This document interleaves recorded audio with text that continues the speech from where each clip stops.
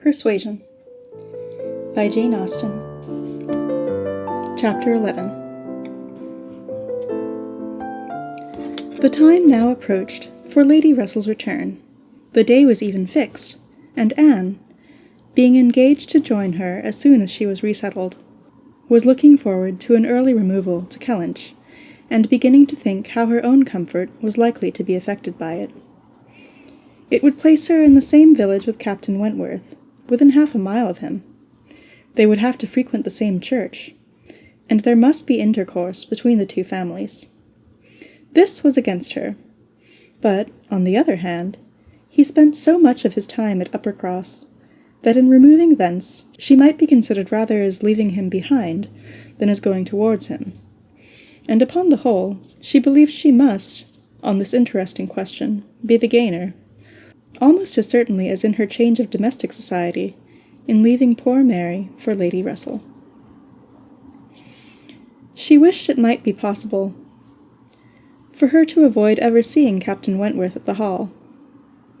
Those rooms had witnessed former meetings which would be brought too painfully before her. But she was yet more anxious for the possibility of Lady Russell and Captain Wentworth never meeting anywhere. They did not like each other, and no renewal of acquaintance now could do any good. And were Lady Russell to see them together, she might think that he had too much self-possession, and she too little. These points formed her chief solicitude in anticipating her removal from Uppercross, where she felt she had been stationed quite long enough. Her usefulness to little Charles would always give some sweetness to the memory of her 2 months' visit there, but he was gaining strength apace, and she had nothing else to stay for. The conclusion of her visit, however, was diversified in a way which she had not at all imagined. Captain Wentworth, after being unseen and unheard of at Uppercross for 2 whole days, appeared again among them to justify himself by a relation of what had kept him away. A letter from his friend, Captain Harville, having found him out at last, had brought intelligence of Captain Harville's being settled with his family at Lyme for the winter, of their being, therefore, quite unknowingly, within 20 miles of each other. Captain Harville had never been in good health, since a severe wound which he had received 2 years before, and Captain Wentworth's anxiety to see him had determined him to go immediately to Lyme. He had been there for 24 hours. His acquittal was complete, his friendship warmly honored, a lively interest excited for his friend, and his description of the fine country about Lyme so feelingly attended to by the party, that an earnest desire to see Lyme themselves, and a project for going thither, was the consequence. The young people were all wild to see Lyme. Captain Wentworth talked of going there again himself. It was only 17 miles from Uppercross. Though November, the weather was by no means bad, and in short, Louisa, who was the most eager of the eager, having formed the resolution to go, and besides the pleasure of doing as she liked, being now armed with the idea of merit in maintaining her own way, bore down all the wishes of her father and mother for putting it off till summer, and to Lyme they were to go. Charles, Mary, Anne, Henrietta, Louisa, and Captain Wentworth.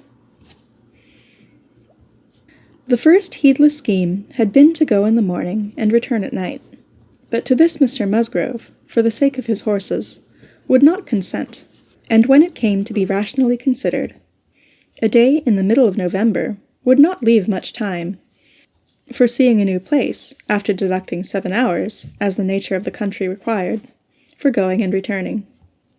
They were consequently to stay the night there, and not to be expected back till the next day's dinner.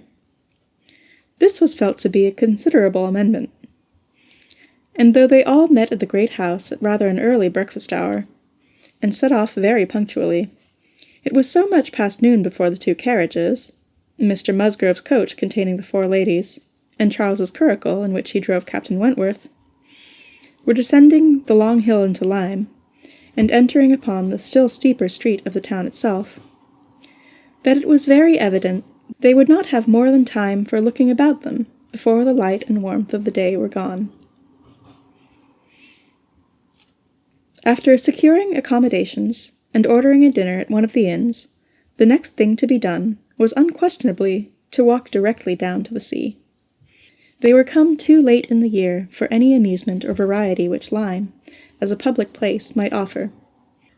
The rooms were shut up, the lodgers almost all gone, scarcely any family but of the residents left, and, as there is nothing to admire in the buildings themselves, the remarkable situation of the town, the principal street almost hurrying into the water, the walk to the Cobb, skirting round the pleasant little bay, which in the season is animated with bathing machines and company, the Cobb itself, its old wonders and new improvements, with the very beautiful line of cliffs stretching out to the east of the town, are what the stranger's eyes will seek. And a very strange stranger it must be, who does not see charms in the immediate environs of Lyme, to make him wish to know it better. The scenes in the neighbourhood charmeth, with its high ground and extensive sweeps of country, and still more its sweet retired bay, backed by dark cliffs, where fragments of low rock among the sands make it the happiest spot for watching the flow of the tide, for sitting in unwearied contemplation. The woody varieties of the cheerful village of Up Lyme, and above all, Pinny, with its green chasms between romantic rocks, where the scattered forest trees and orchards of luxuriant growth declare that many a generation must have passed away since the first partial falling of the cliff prepared the ground for such a state, where a scene so wonderful and so lovely is exhibited, as may more than equal any of the resembling scenes of the far-famed Isle of Wight. These places must be visited, and visited again, to make the worth of Lyme understood.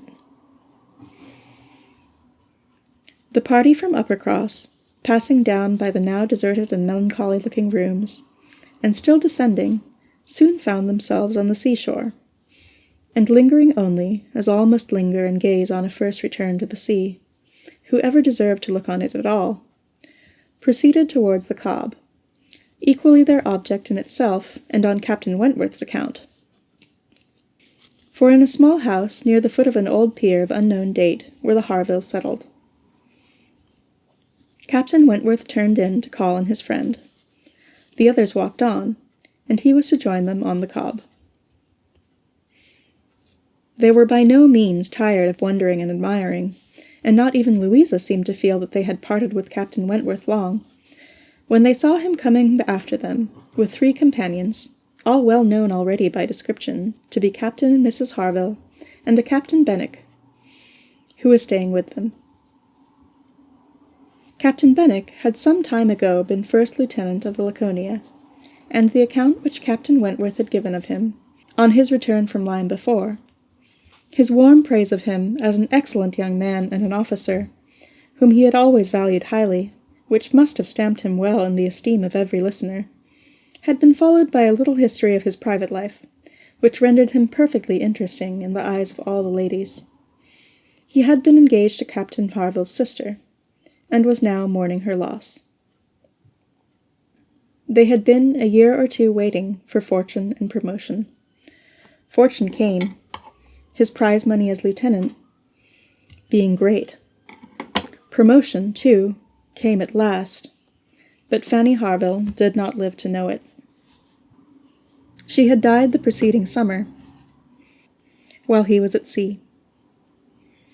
Captain Wentworth believed it impossible for man to be more attached to woman than poor Benwick had been to Fanny Harville, or to be more deeply afflicted under the dreadful change. He considered his disposition as of the sort which must suffer heavily, uniting very strong feelings with quiet, serious, and retiring manners, and a decided taste for reading and sedentary pursuits. To finish the interest of the story, the friendship between him and the Harvilles seemed, if possible, augmented by the event which closed all their views of alliance, and Captain Benwick was now living with them entirely. Captain Harville had taken his present house for half a year. His taste, and his health, and his fortune, all directing him to a residence unexpensive and by the sea. And the grandeur of the country, and the retirement of Lyme in the winter, appeared exactly adapted to Captain Benwick's state of mind. The sympathy and goodwill excited towards Captain Benwick was very great. "And yet," said Anne to herself, as they now moved forward to meet the party, "he has not, perhaps, a more sorrowing heart than I have. I cannot believe his prospects so blighted forever. He is younger than I am, younger in feeling, if not in fact, younger as a man. He will rally again, and be happy with another." They all met and were introduced. Captain Harville was a tall, dark man, with a sensible, benevolent countenance, a little lame, and from strong features and want of health, looking much older than Captain Wentworth. Captain Benwick looked and was the youngest of the three, and compared with either of them, a little man. He had a pleasing face and a melancholy air, just as he ought to have, and drew back from conversation. Captain Harville, though not equaling Captain Wentworth in manners, was a perfect gentleman, unaffected, warm, and obliging. Mrs. Harville, a degree less polished than her husband, seemed, however, to have the same good feelings, and nothing could be more pleasant than their desire of considering the whole party as friends of their own, because the friends of Captain Wentworth, or more kindly hospitable than their entreaties for their all promising to dine with them.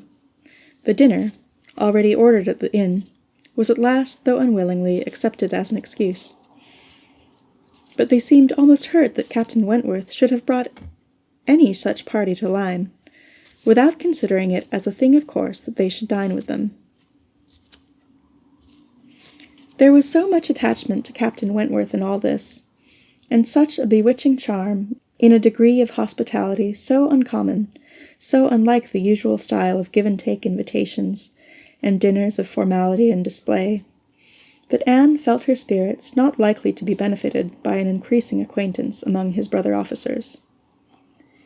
"These would have all been my friends," was her thought, and she had to struggle against a great tendency to lowness. On quitting the Cobb, they all went indoors with their new friends, and found rooms so small as none but those who invite from the heart could think capable of accommodating so many. Anne had a moment's astonishment on the subject herself, but it was soon lost in the pleasanter feelings which sprang from the sight of all the ingenious contrivances and nice arrangements of Captain Harville, to turn the actual space to the best possible account, to supply the deficiencies of lodging-house furniture, and defend the windows and doors against the winter storms to be expected. The varieties in the fitting up of the rooms were the common necessaries provided by the owner, in the common indifferent plight,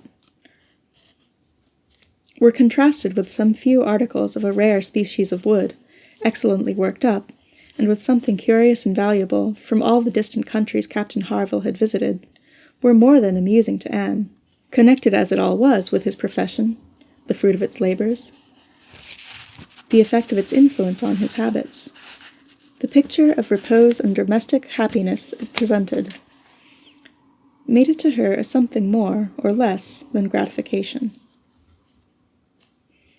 Captain Harville was no reader, but he had contrived excellent accommodations, and fashioned very pretty shelves for a tolerable collection of well-bound volumes, the property of Captain Benwick.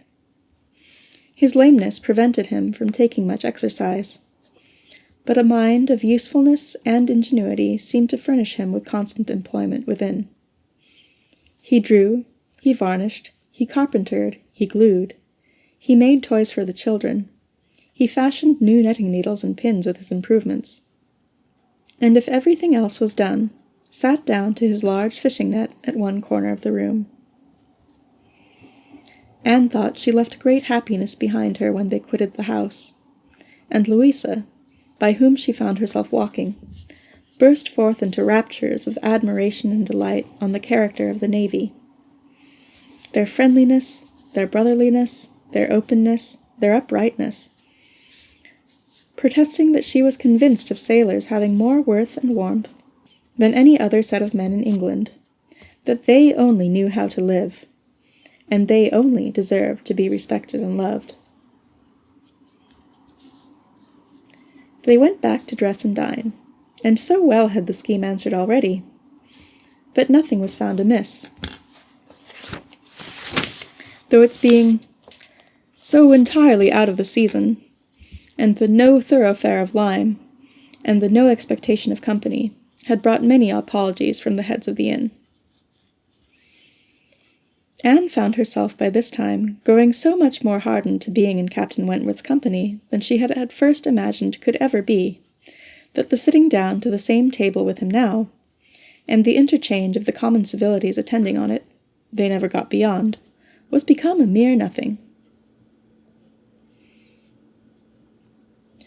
The nights were too dark for the ladies to meet again till the morrow, but Captain Harville had promised them a visit in the evening, and he came, bringing his friend also, which was more than had been expected, it having been agreed that Captain Benwick had all the appearance of being oppressed by the presence of so many strangers.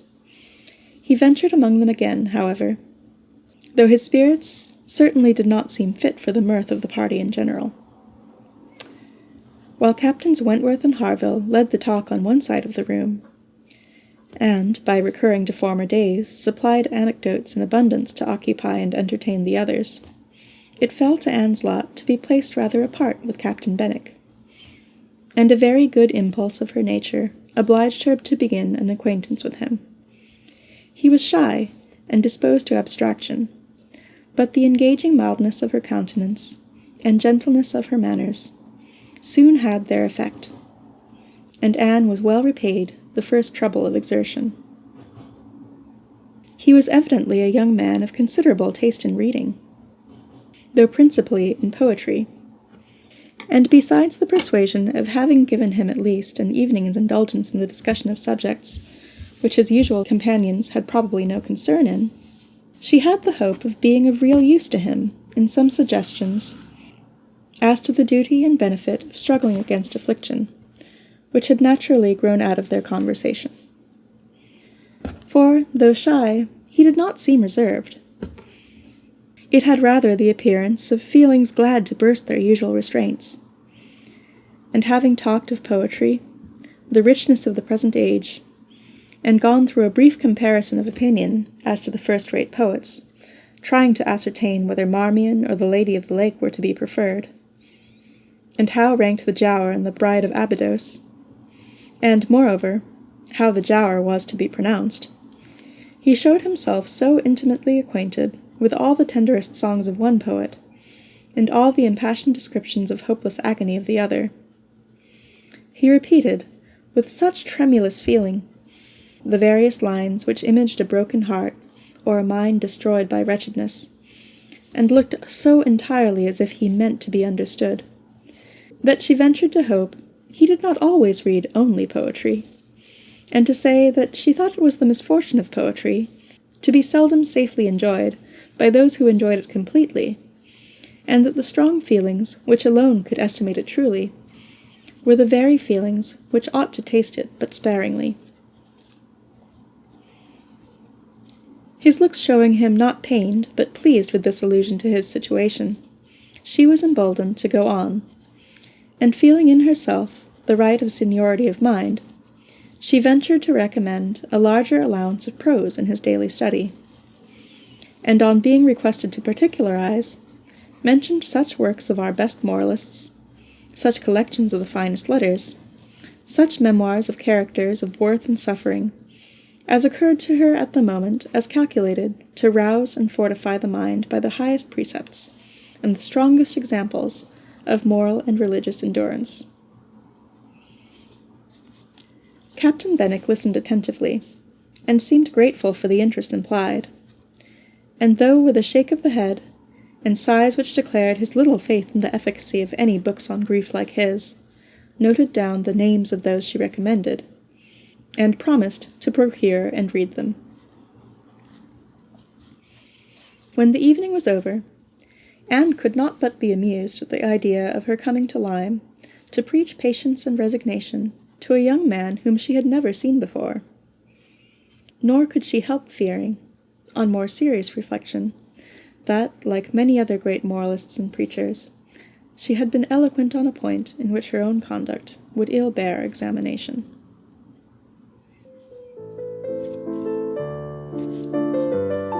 Chapter 12. Anne and Henrietta, finding themselves the earliest of the party the next morning, agreed to stroll down to the sea before breakfast. They went to the sands to watch the flowing of the tide, which a fine southeasterly breeze was bringing in, with all the grandeur which so flat a shore admitted. They praised the morning, gloried in the sea, sympathized in the delight of the fresh-feeling breeze, and were silent, till Henrietta suddenly began again, with, "Oh, yes, I am quite convinced that, with very few exceptions, the sea air always does good. There can be no doubt of its having been of the greatest service to Dr. Shirley after his illness last spring 12-month. He declares himself that coming to Lyme for a month did him more good than all the medicine he took, and that being by the sea always makes him feel young again. Now, I cannot help thinking it a pity that he does not live entirely by the sea. I do think he had better leave Uppercross entirely and fix at Lyme. Do not you, Anne? Do not you agree with me that it is the best thing he could do, both for himself and Mrs. Shirley? She has cousins here, you know, and many acquaintance, which would make it cheerful for her. And I am sure she would be glad to get to a place where she could have medical attendance at hand, in case of his having another seizure. Indeed, I think it quite melancholy to have such excellent people as Dr. and Mrs. Shirley, who have been doing good all their lives, wearing out their last days in a place like Uppercross, where, excepting our family, they seem shut out from all the world. I wish his friends would propose it to him. I really think they ought. And, as to procuring a dispensation, there could be no difficulty at his time of life, and with his character. My only doubt is, whether anything could persuade him to leave his parish. He is so very strict and scrupulous in his notions. Over-scrupulous, I must say. Do not you think, Anne, it is being over-scrupulous? Do not you think it is quite a mistaken point of conscience, when a clergyman sacrifices his health for the sake of duties which may be just as well performed by another person? And at Lyme, too. Only 17 miles off, he would be near enough to hear if people thought there was anything to complain of. Anne smiled more than once to herself during this speech, and entered into the subject, as ready to do good by entering into the feelings of a young lady as of a young man, though here it was good of a lower standard, for what could be offered but general acquiescence? She said all that was reasonable and proper on the business, felt the claims of Dr. Shirley to repose as she ought, saw how very desirable it was that he should have some active, respectable young man as a resident curate, and was even courteous enough to hint at the advantage of such resident curates being married. "I wish," said Henrietta, very well pleased with her companion, "I wish Lady Russell lived at Uppercross and were intimate with Dr. Shirley. I have always heard of Lady Russell as a woman of the greatest influence with everybody. I always look upon her as able to persuade a person to anything. I am afraid of her, as I have told you before, quite afraid of her, because she is so very clever. But I respect her amazingly, and wish we had such a neighbor at Uppercross." Anne was amused by Henrietta's manner of being grateful, and amused also that the course of events and the new interests of Henrietta's views should have placed her friend at all in favor with any of the Musgrove family. She had only time, however, for a general answer, and a wish that such another woman were at Uppercross, before all subject suddenly ceased, on seeing Louisa and Captain Wentworth coming towards them. They came also for a stroll till breakfast was likely to be ready. But Louisa, recollecting, immediately afterwards, that she had something to procure at a shop, invited them all to go back with her into the town. They were all at her disposal. When they came to the steps leading upwards from the beach, a gentleman at the same moment preparing to come down, politely drew back and stopped to give them way. They ascended and passed him, and as they passed, Anne's face caught his eye, and he looked at her with a degree of earnest admiration which she could not be insensible of. She was looking remarkably well, her very regular, very pretty features, having the bloom and freshness of youth restored by the fine wind which had been blowing on her complexion, and by the animation of eye which it had also produced. It was evident that the gentleman, completely a gentleman in manner, admired her exceedingly. Captain Wentworth looked round at her instantly, in a way which showed his noticing of it. He gave her a momentary glance, a glance of brightness, which seemed to say, "That man is struck with you." And even I, at this moment, see something like Anne Elliot again. After attending Louisa through her business, and loitering about a little longer, they returned to the inn, and Anne, in passing afterwards quickly from her own chamber to their dining-room, had nearly run against the very same gentleman as he came out of an adjoining apartment. She had before conjectured him to be a stranger like themselves, and determined that a well-looking groom, who was strolling about near the two inns as they came back, should be his servant. Both master and man being in mourning, assisted the idea. It was now proved that he belonged to the same inn as themselves, and this second meeting, short as it was, also proved again by the gentleman's looks that he thought hers very lovely, and by the readiness and propriety of his apologies that he was a man of exceedingly good manners. He seemed about 30, and, though not handsome, had an agreeable person. Anne felt that she should like to know who he was. They had nearly done breakfast, when the sound of a carriage, almost the first they had heard since entering Lyme, drew half the party to the window. It was a gentleman's carriage, a curricle, but only coming round from the stable-yard to the front door. Somebody must be going away. It was driven by a servant in mourning.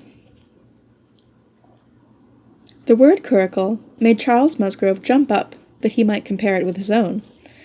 The servant in mourning roused Anne's curiosity, and the whole six were collected to look, and by the time the owner of the curricle was to be seen issuing from the door, amidst the bows and civilities of the household, and taking his seat to drive off.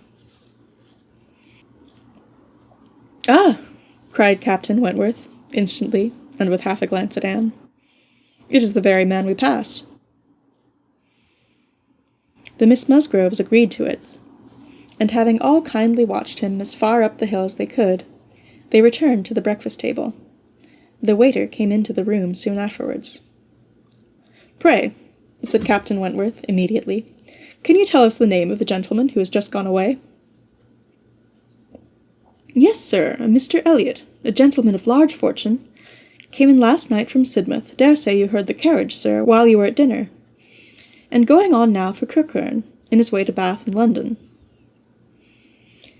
Elliot! Many had looked on each other, and many had repeated the name, before all this had been got through, even by the smart rapidity of a waiter. "Bless me!" cried Mary. "It must be our cousin. It must be our Mr. Elliot. It must indeed. Charles, Anne, must not it? In mourning, you see, just as our Mr. Elliot must be. How very extraordinary! In the very same inn with us.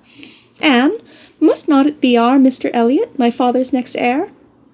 Pray, sir," turning to the waiter, "did not you hear, did not his servant say whether he belonged to the Kellynch family?"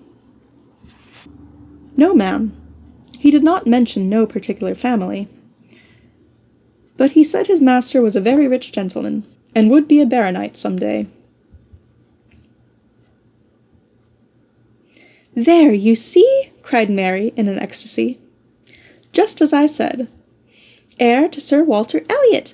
I was sure that would come out if it was so. Depend upon it, that is a circumstance which his servants take care to publish wherever he goes. But, Anne, only conceive how extraordinary! I wish that I had looked at him more. I wish we had been aware in time who it was, that he might have been introduced to us. What a pity that we should not have been introduced to each other!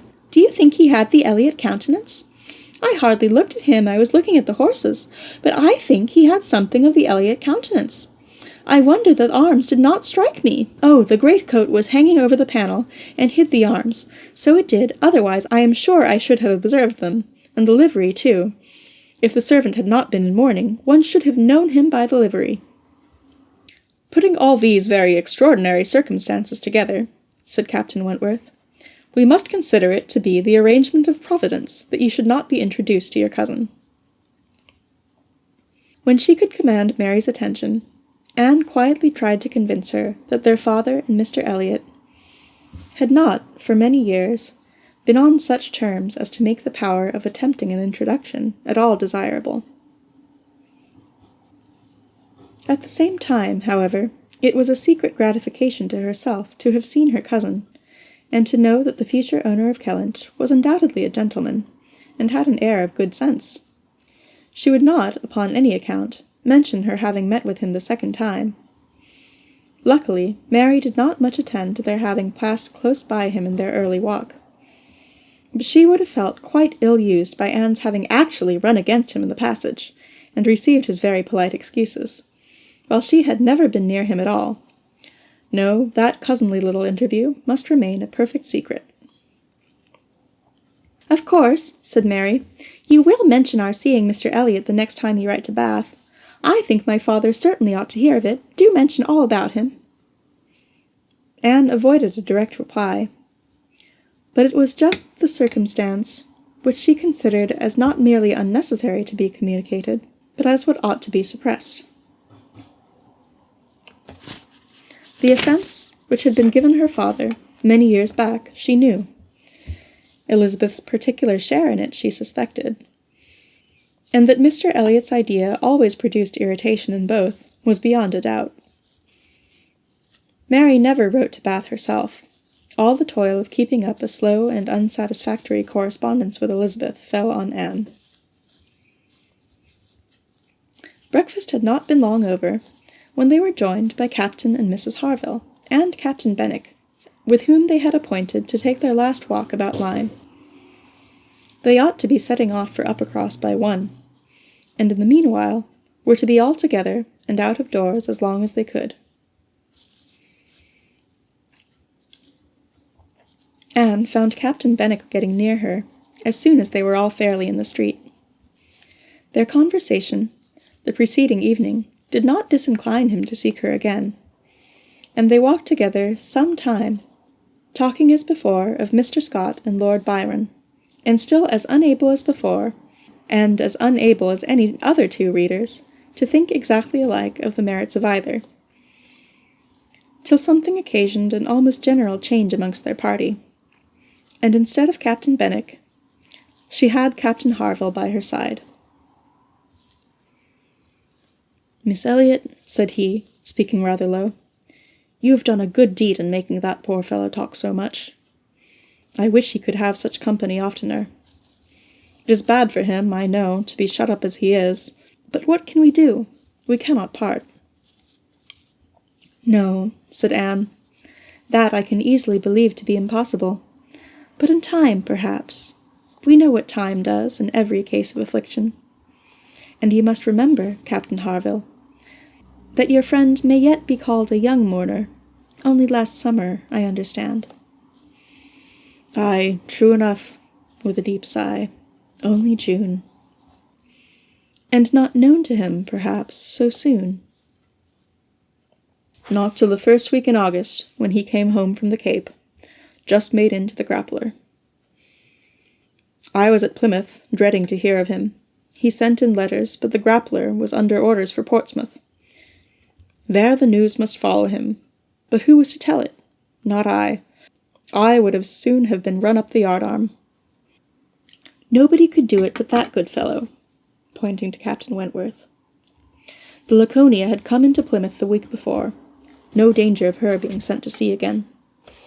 He stood his chance for the rest, wrote up for leave of absence, but without waiting the return, travelled night and day till he got to Portsmouth, rode off to the Grappler that instant, and never left the poor fellow for a week. That's what he did, and nobody else could have saved poor James. You may think, Miss Elliot, whether he is dear to us." Anne did think on the question with perfect decision, and said as much in reply as her own feelings could accomplish, or as his seemed able to bear. For he was too much affected to renew the subject. and when he spoke again, it was of something totally different.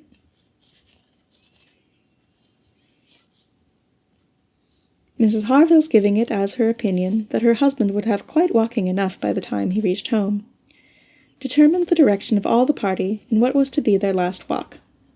They would accompany them to their door, and then return and set off themselves.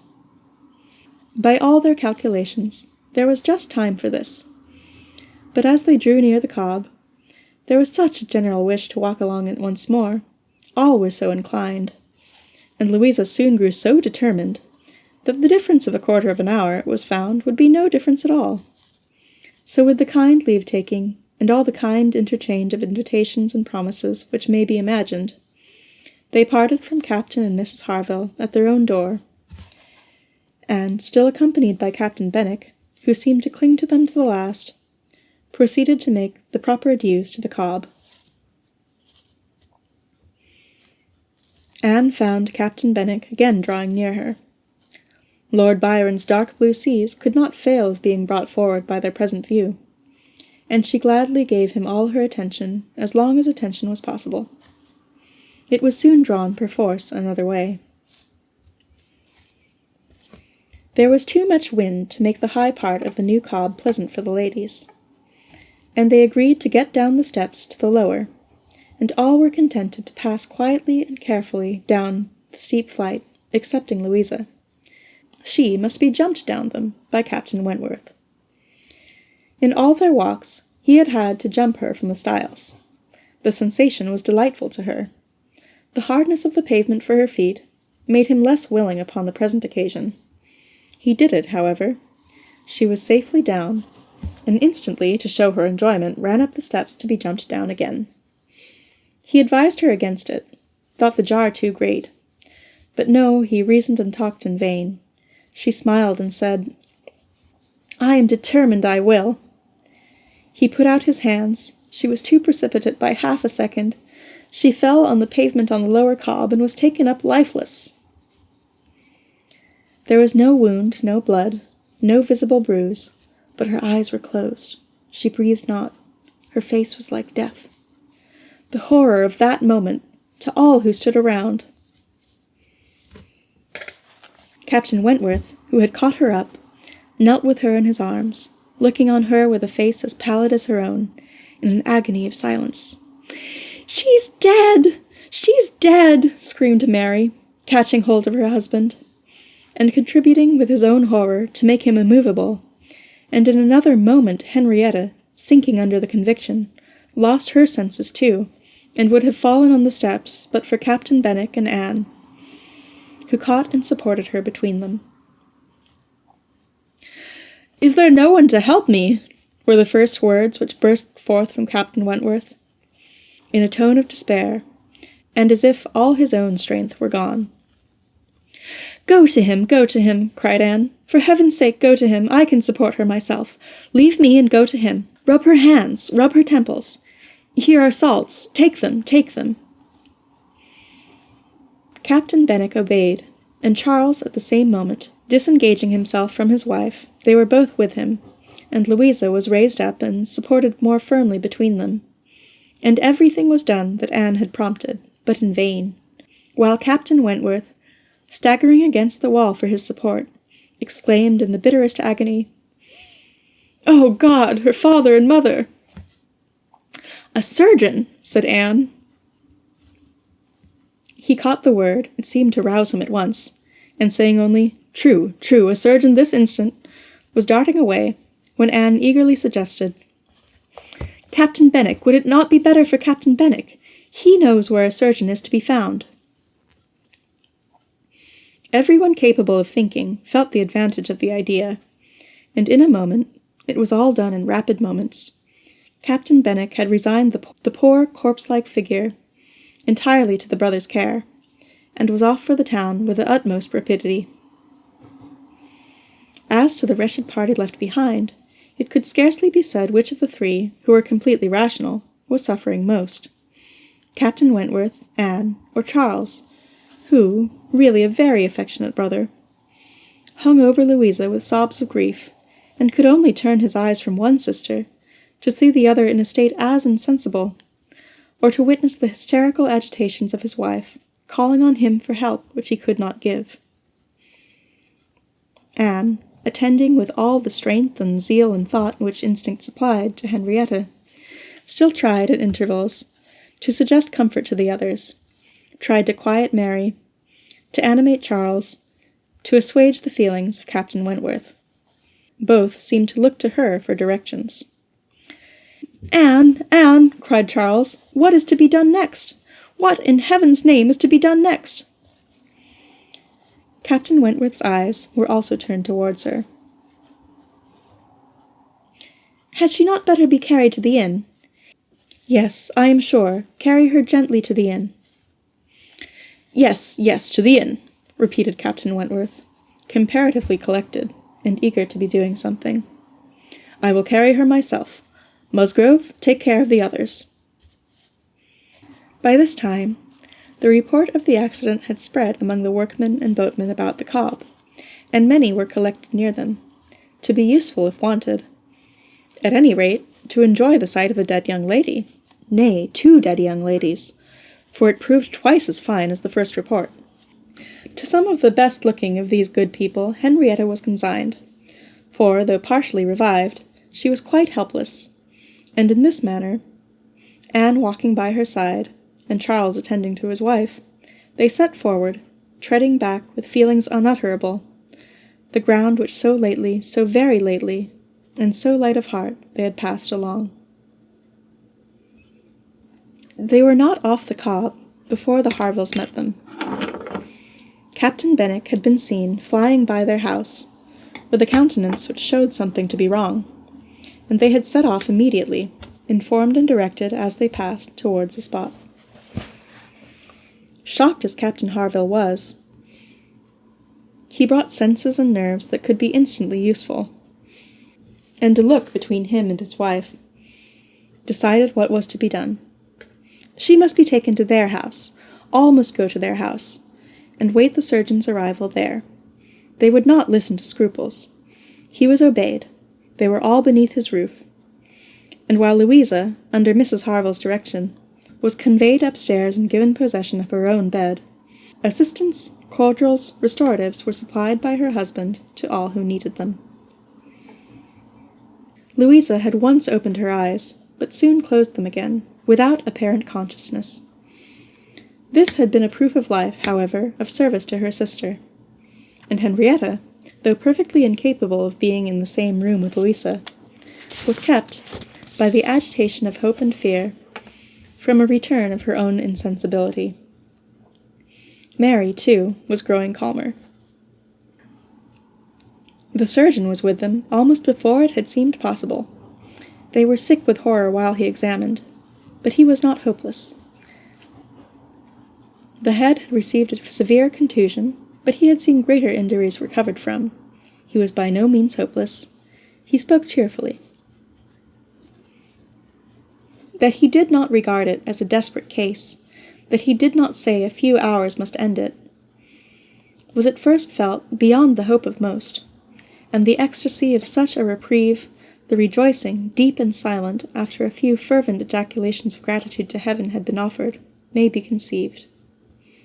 The tone, the look, with which, "Thank God," was uttered by Captain Wentworth, Anne was sure could never be forgotten by her, nor the sight of him afterwards, as he sat near a table, leaning over it with folded arms, and face concealed, as if overpowered by the various feelings of his soul, and trying by prayer and reflection to calm them.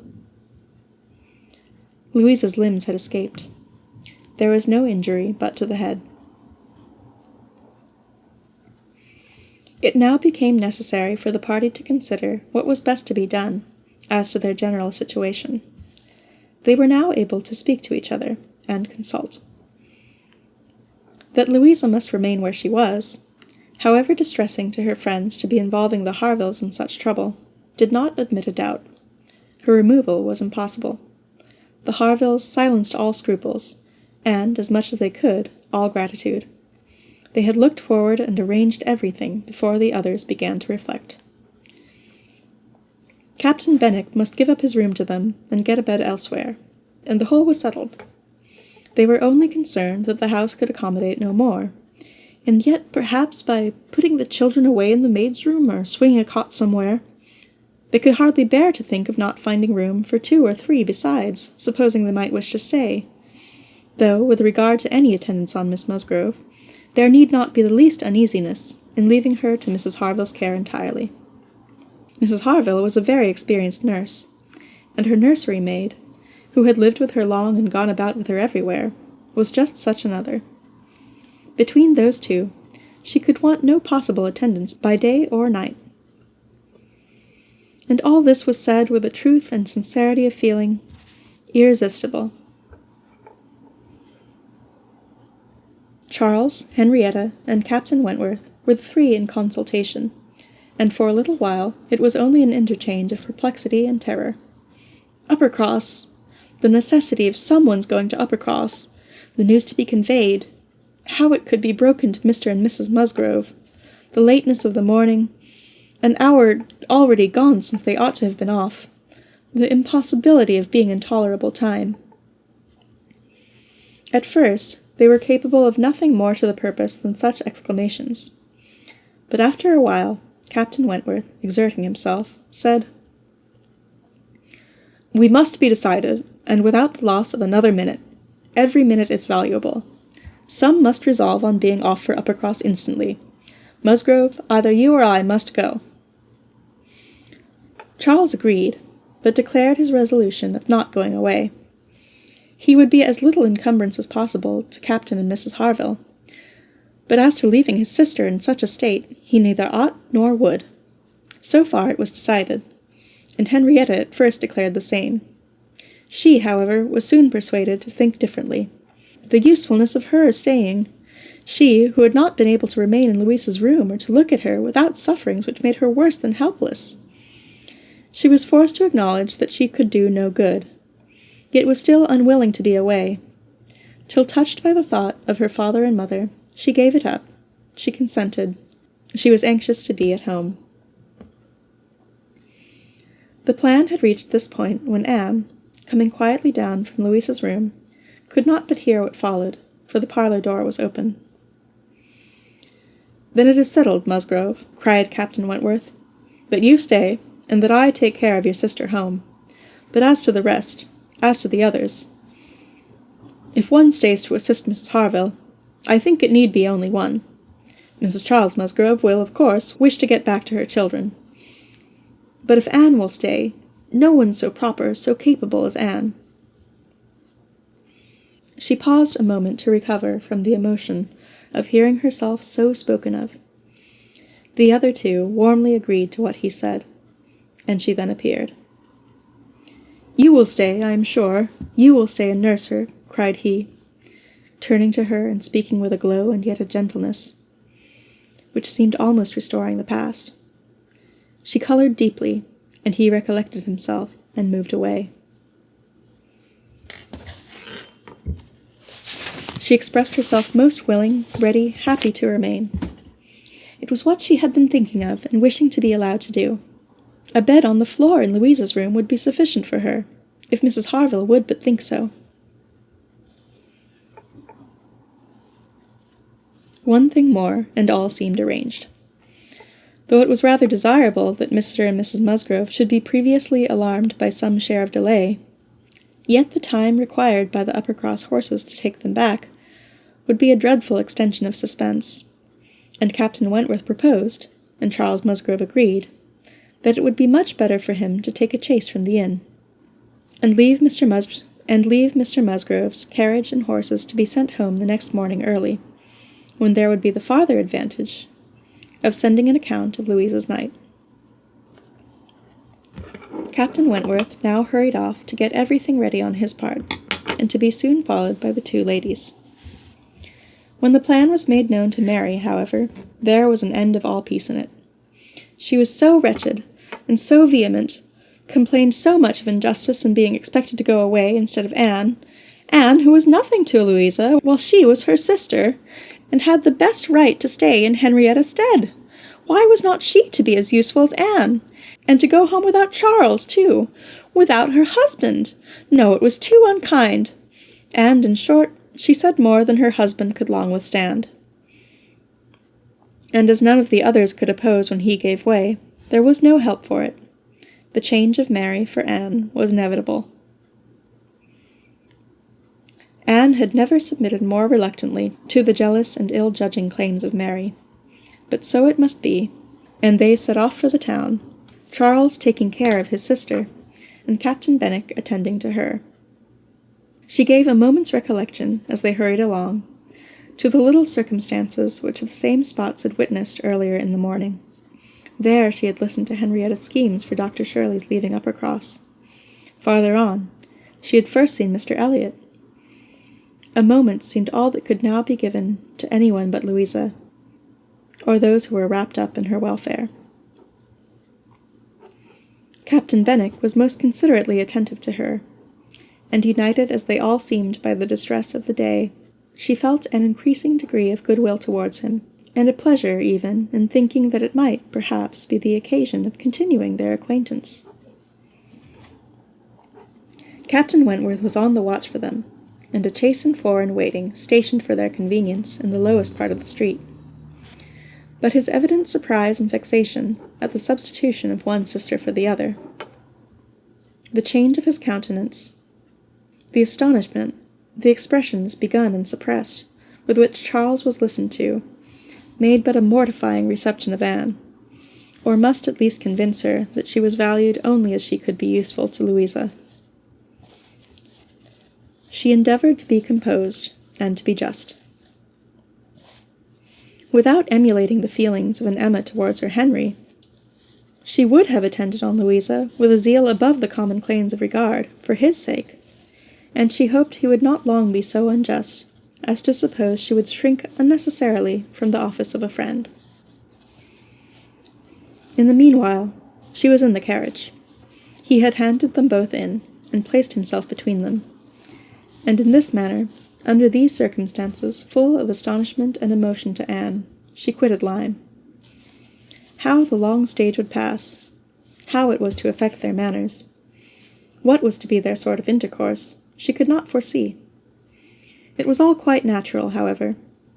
He was devoted to Henrietta, always turning towards her, and when he spoke at all, always with the view of supporting her hopes and raising her spirits. In general, his voice and manner were studiously calm. To spare Henrietta from agitation seemed the governing principle. Once only, when she had been grieving over the last ill-judged, ill-fated walk to the Cobb, bitterly lamenting that it ever had been thought of, he burst forth, as if wholly overcome. "Don't talk of it, don't talk of it," he cried. "Oh God, that I had not given way to her at the fatal moment! Had I done as I ought! But so eager and so resolute! Dear, sweet Louisa!" Anne wondered whether it ever occurred to him now to question the justness of his own previous opinion as to the universal felicity and advantage of firmness of character, and whether it might not strike him that, like all other qualities of the mind, it should have its proportions and limits. She thought it could scarcely escape him to feel that a persuadable temper might sometimes be as much in favor of happiness as a very resolute character. They got on fast. Anne was astonished to recognize the same hills and the same objects so soon. Their actual speed, heightened by some dread of the conclusion, made the road appear but half as long as on the day before. It was growing quite dusk, however, before they were in the neighborhood of Uppercross, and there had been total silence among them for some time. Henrietta leaning back in the corner, with a shawl over her face, giving the hope of her having cried herself to sleep. When, as they were going up their last hill, Anne found herself all at once addressed by Captain Wentworth. In a low, cautious voice, he said, "I have been considering what we had best do. She must not appear at first. She could not stand it. I have been thinking whether you had not better remain in the carriage with her, while I go in and break it to Mr. and Mrs. Musgrove. Do you think this is a good plan?" She did. He was satisfied, and said no more. But the remembrance of the appeal remained a pleasure to her. As a proof of friendship and of deference for her judgment, a great pleasure. And when it became a sort of parting proof, its value did not lessen. When the distressing communication at Uppercross was over, and he had seen the father and mother quite as composed as could be hoped, and the daughter all the better for being with them, he announced his intention of returning in the same carriage to Lyme, and when the horses were baited, he was off. End of Volume 1.